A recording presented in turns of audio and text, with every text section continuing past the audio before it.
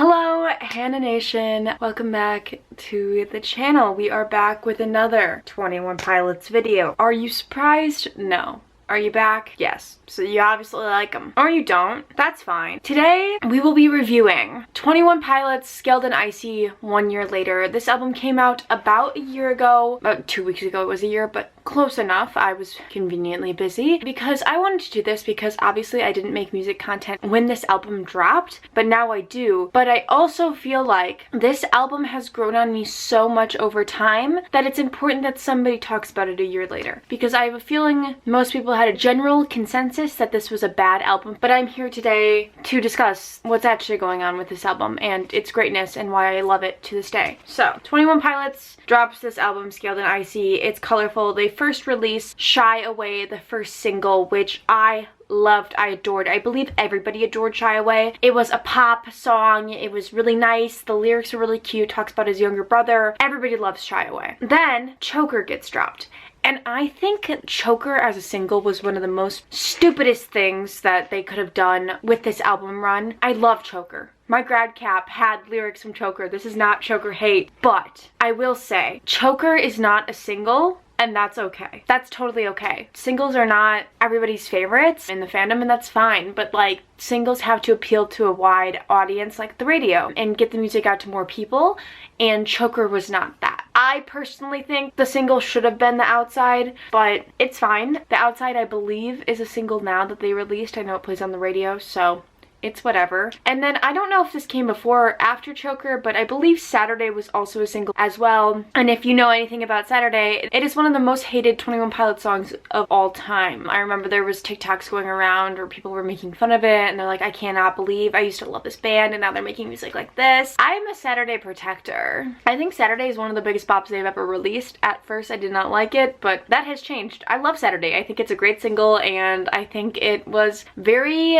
good for their new era. But let's get into this. So we know now that Scaled and Icy has a ton of lore attached to it. We know the anagram, Clancy is dead, we know the live stream, we know the movie experience stuff. So the lore is definitely there, and this album was very important with the lore of 21 Pilots because this album was written in Dema and the Bishops were making Clancy write this album. So basically this whole album was written from the perspective of a bishop and not like Tyler or Clancy. So we know that this is like very important to the whole story, and we know that this is all propaganda from the city of Dema and the Bishops. So looking at this album from a new perspective, that has changed everything for me. When this first came out, I remember I was sitting in the Discord and everybody was so upset. Like everybody was like, this album is trash, nobody likes it, all this stuff, and I agreed. I listened to this album one time through and then I didn't listen to it for a month, and then I came back to it and then I sat down and listened to it again and I liked it. So the album starts off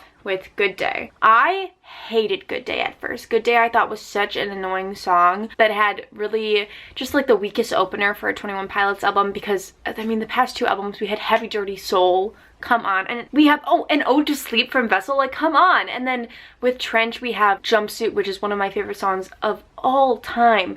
So to have an opener like Good Day was a little bit of a letdown, and I will say to this day it is the tiniest bit of a letdown for me, but I do think Good Day really shapes the album to what it is, and it gives you a little introduction of what we're talking about and what the music's gonna sound like. We got the iconic line, "Homie just sued me," from Good Day, which I say on a daily basis, so thank you to that song for having that. And honestly, like any inconvenience, I'm like, oh my gosh, homie just sued me. Like, I think it's so funny. Then it goes into Choker. I love Choker. I used to hate Choker, and Rosie can attest to this, my friend Rosie. I texted her and I was like, I don't like Choker. And she goes, oh my god, how do you not like Choker? And I was like, I just don't. She was the one who was like, oh, justice for Choker, justice for Choker. And then one day I was listening to Choker and I was like, wait a goddamn minute. Wait a goddamn minute. This is so good. I really like the ending rap of Choker. When a little splinter buries in your skin, someone else can carve it out, but when you got the pin it hurts a little less and you can even push it further in. When your body's screaming out, trust your minds, listen in. Hannah.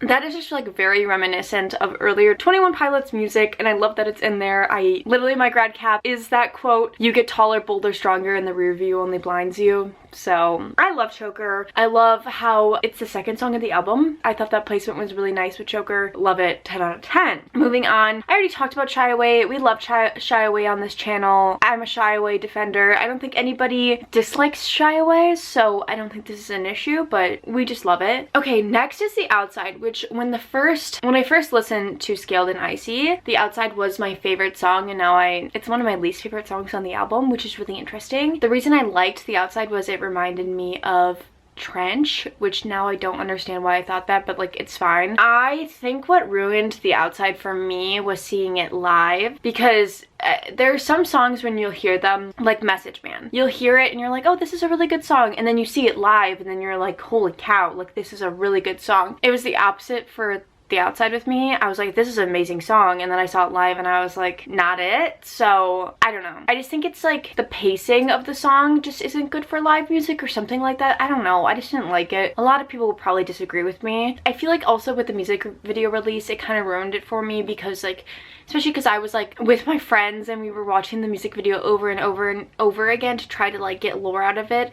It kind of ruined the song for me. I think it's a really good song, and I think it's a good single that they should have released, but personally it's not one of my favorites off the album anymore. Next is Saturday, which I love Saturday, because one of the things I've noticed is 21 Pilots is a really polarized band. I can't go into a room and turn it on aux and have people cheer. I'm probably going to get booed if I turn it on. So when Saturday came out, it kind of gave me a little bit of leeway when it comes to 21 Pilots, which is so cool. Like I remember I was in my friend's dorm room one night and I turned on Saturday and everybody was like bopping to it, and I was like, yay, like this is great. I do love when 21 Pilots does these nice mainstream songs, because we need them. We can't have every album being like Trench. So I'm a Saturday stan. I love it. Next we have Never Take It. Do I talk about this?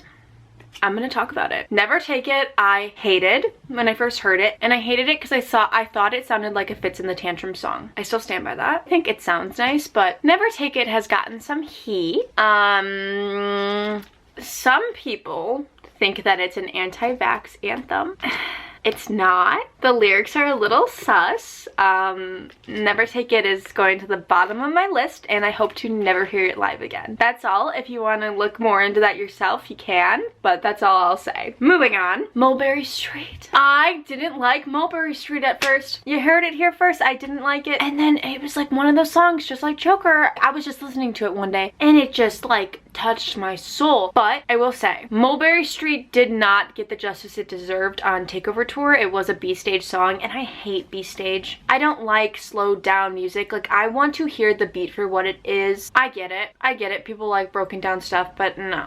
Not me. Not me. I don't think that Mulberry Street got what it's deserved to get on tour, and I hope on Icy Tour it gets the moment that it deserved, but we will see. I love Mulberry Street. I think it's so cute. I literally adore that song. It's one of my favorite 21 Pilots songs of all time. I think that it does a really good job of making a heartfelt, lovey song without making it tacky, which Tyler is prone to doing, and I think he does this so well compared to other songs, that being Formidable. Formidable is a skip, and people are going to fight me on this, but I think it's a skip. And honestly, here's the thing. If we're gonna name my top 100 songs of all time, 21 Pilots fills up almost every slot on the list. So me saying that a 21 Pilots song is a skip really doesn't mean much, because I still love it. Okay, there's no hate here. It's just, you are formidable to me. You said, like, you know what I mean? It's just annoying. It's a little bit annoying, and it's a skip, and honestly that's okay. It just falls short for me on the album, and I think it's just a little annoying and just tacky. And then it goes right into Bounce Man, which Bounce Man can cease to exist. I don't know what Bounce Man is about. Nobody talks about it. Nobody has figured it out. No, there's no lore. There's nothing. It makes no sense. Why is it on here? I just feel like Bounce Man was such a filler to this album, because it's already such a short album, and that like he was like, oh, let me go through all the songs that I wrote that like I could add, and he added Bounce Man, and it's like the story of Bounce Man's like really weird. I just like don't understand it. It's annoying. You can bounce, bounce, bounce, man. Okay, it's a little catchy, like I might be dancing to it, but like it can leave. Sorry about it. Then we're going into No Chances, which I think is one of the best songs on this album. I think No Chances is exactly what I wanted out of this album, which was a part 2 to Trench. We did not get that. It's okay. It's okay though. We're getting that next.